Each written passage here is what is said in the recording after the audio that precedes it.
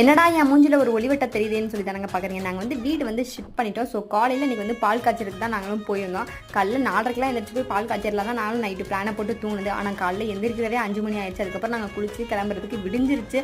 சரி ஓகே, இதுக்கு மேலே போயிட்டு சீக்கிரமாக பால் காய்ச்சிட்டு வந்துடுன்னு சொல்லிட்டு சாமி ஃபோட்டோலாம் நான் நைட்டே பேக் பண்ணி வச்சிருந்தேன். அதெல்லாம் கொண்டு போய் வச்சுட்டு கடைசியில் நாங்கள் பூ வாங்கவே மறந்துட்டோம். காலையில் எங்கே போய் பூ தேடினாலுமே கிடைக்கல. ஸோ அதுக்கப்புறம் நாங்களும் சரி ஓகே இருக்கிற வச்சு சாமி கும்பிட சொல்லிட்டு பாலை ஊற்றி அதுவும் பொங்குறதுக்காக வெயிட் பண்ணிட்டு இருந்தேன். நான் என்ன கேப்சர் பண்ணிட்டு இருக்கும்போது பால் பொங்கிடுச்சு விடுவேன். நான் கேமராவை அப்படியே உடனே பின்னாடி திருப்பி நானும் அந்த பால் பொங்குறத அப்படியே கேப்சர் பண்ணிட்டேன். சூப்பராக வந்து பால் பொங்கி இருந்துச்சு. அதுக்கப்புறம் நாங்களும் நல்லபடியே சாமியெல்லாம் கும்பிட்டுட்டு நம்ம சாமி கும்பிடும்போது இந்த பேச்சுலர்ஸ்லாம் என்னென்ன வச்சு கும்பிடணும்னு தெரியாது. ஸோ எனக்கும் அப்படி தான் இருந்துச்சு. எங்கள் அண்ணி ஒரு 4 அட்வைஸை போட்டாங்க. அதை வச்சு தான் நானும் உங்களுக்கு சொல்கிறேன். ஏன்னா உப்பு, புளி, துவரம்பருப்பு, மஞ்சத்தூள், சுகர் இது வச்சு கும்பிட்டா போதும் அப்படின்னு சொன்னாங்க. நம்ம பெருசாலாம் கும்பிட தேவையில்லை அப்படின்னாங்க. சரி ஓகேன்னு சொல்லிட்டு நானும் நேற்று போய் இதெல்லாம் வாங்கிட்டு வந்து இன்றைக்கி வந்து நல்லபடியாக சாமி கும்பிட்டு அப்படியே கொஞ்சம் நேரம் நாங்களும் இங்கே உட்காந்து விளையாடிட்டு இருந்தோம். அதுக்கப்புறம் அப்படியே நாங்களும் பாலை குடிச்சிட்டு அப்படியே நாங்களும் கிளம்பிட்டோம். நீங்களும் அப்படியே நம்மளோட சேனல் வந்து சப்ஸ்கிரைப் பண்ணிக்கோங்க. See you in another video. Bye.